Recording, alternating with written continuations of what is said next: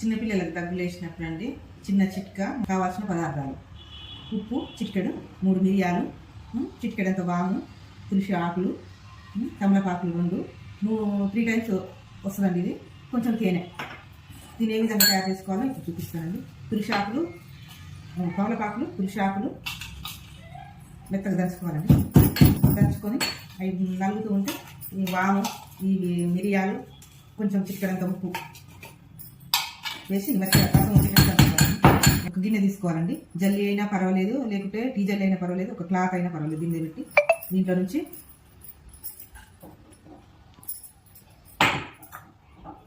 రసం పిండుకోవాలండి. కొంచెం ఇలా రసం వస్తుంది.